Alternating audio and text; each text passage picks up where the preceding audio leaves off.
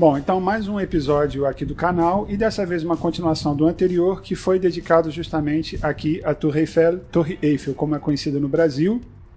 Então o vídeo está aí na relação do canal para quem quiser assistir eventualmente antes desse. Bom, então como dito no primeiro, o objetivo aqui é organizar um top 10 das principais aparições ou participações, digamos assim, da Torre dentro de obras da cultura popular. Então é importante dizer que é um top 10 informal, é despretensioso e que não tem de maneira alguma a intenção de hierarquizar uma obra como mais importante que a outra, nada disso, apenas pela curiosidade e pela diversão de fazer. Bom, então o número 10 seria o poema Caligrame ou Caligrame, de Guillaume Apollinaire, que é uma poesia muito interessante, escrita em 1919, no estilo concretista, vanguardista, digamos assim. Ela tem o formato da torre, é um texto pequeno que fala sobre a Primeira Guerra, e realmente o curioso dessa poesia é que ela se situa ali entre a literatura e as artes plásticas. Ela adequa o texto a uma forma específica, a um suporte específico, para criar uma segunda ideia suplementar. Então, uma poesia muito conhecida aqui na França e que serviu também de inspiração para toda uma geração de poetas concretistas, etc., inclusive no Brasil. Bom, número 9 seria o filme de Georges Méliès, que já foi objeto de um vídeo aqui do canal, que é Exposição de 1900. Então, é um filme muito bonito, muito interessante, que foi feito despretensiosamente, apenas como complemento, mais um filmete para se passar dentro de uma sessão, e que acabou durando aí 120 anos, quase, praticamente, e sempre lembra que dentro da teoria do cinema é muito importante a noção de que cada imagem feita com a maior despretensão possível, dentro de um tempo ela vai se transformar num arquivo, vai se transformar num documento. Até esse vídeo, totalmente despretensioso, daqui a muitos anos ele vai ser um documento, de um momento. Então, número 9, filme de Georges Méliès.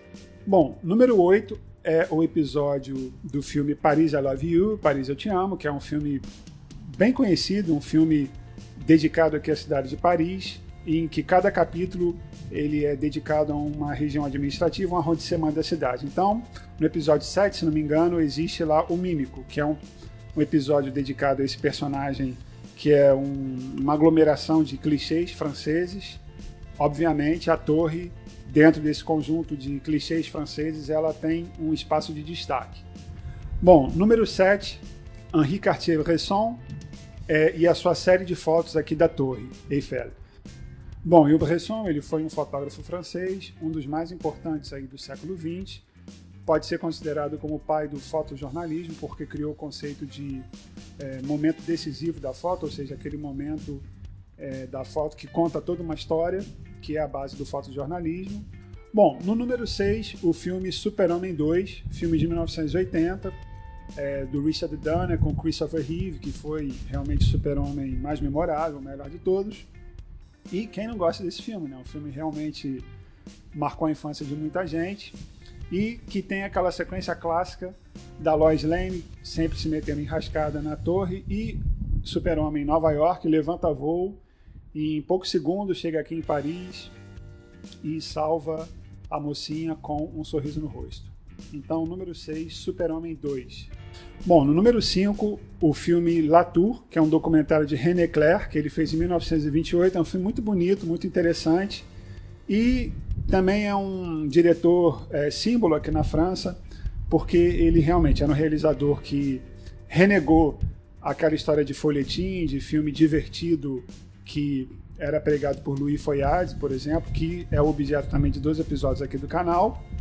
Então esse cinema divertido de passatempo acabou sendo cooptado, digamos assim, pelos americanos, que fizeram toda uma indústria e toda uma fortuna em torno disso, enquanto o René Clair ele pode ser uma espécie assim de precursor do que viria a ser conhecido como cinema francês, o cinema mais refletido, menos espetáculo e mais realista, realmente com um aspecto mais vanguardista. Então é um belo filme de 1928, A Torre de René Clair. Bom, e no número 4, o filme Marte Ataca, de Tim Burton.